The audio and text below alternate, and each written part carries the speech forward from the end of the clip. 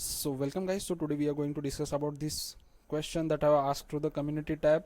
So only 5% have managed to get the correct answer. So we will see how it execute. Okay. So this is the code snippet that I have copied in the VS Code. So basically here is one arrow function, one variable a, and a function expression, and lastly we are calling the functions. So basically everything in JavaScript executes in a execution context. Okay, so this was the first thing. This is, suppose this whole page is our execution context. Okay, in that execution context, JavaScript divides our program, runs our program in two parts. Okay, in two phases. The first phase is memory allocation phase. Okay, the first phase is memory allocation phase, and the second one is code execution phase. Here actually code will get executed. So in memory allocation phase, which is the first phase, all variables, okay, now f1 and f2 are also variables, just we are assigning a function to that variable. So in the memory allocation phase, all variables are get assigned with undefined. Okay, undefined, not directly the values, but they are assigned with undefined. Okay, so this was about the hoisting part. Okay, you should know about the what is hoisting and how it will works. Okay, so this gets happen in the memory allocation phase. All the variables got memory with the assigned values undefined. Okay, this undefined is for the var. Okay, the variables declared with var. For let and const, it works, hoisting works in different pattern. So basically we here variables are with var. Okay, so in memory execution phase, all variables got undefined.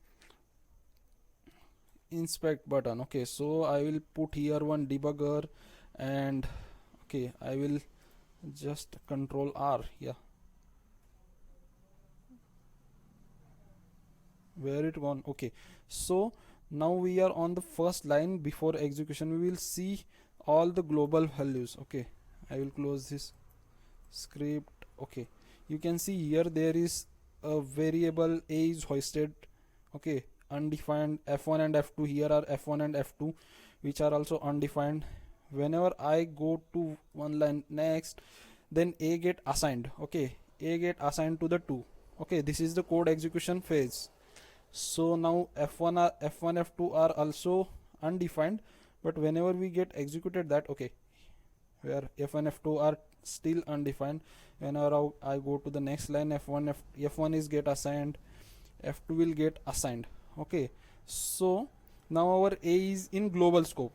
Okay, I will collapse this script one. A is in global scope. I will go to this function F2. Okay, so F2 is called. Now the function will go into the F2. Okay, so here another a is present. Okay, another local variable a is present. Okay, what it is? It is undefined. So now we are printing a, means what we are printing? We are printing this undefined. Okay, so now we will go to the next. Okay, here undefined has been present.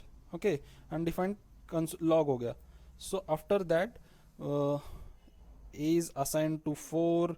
Okay, this a is to local scope. Okay, local scope of this f2 function. Okay, so now we are calling f1 function. Okay, so now when, okay, I will go here. Whenever I will go here, okay, so you can see here there is no a. So we are so f1 function directly go to the global scope, its parent scope, that is a is equal to 2.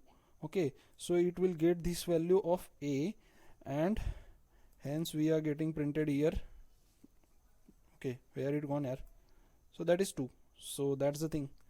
So that is about the hoisting and memory allocation and blah blah blah. So thank you guys.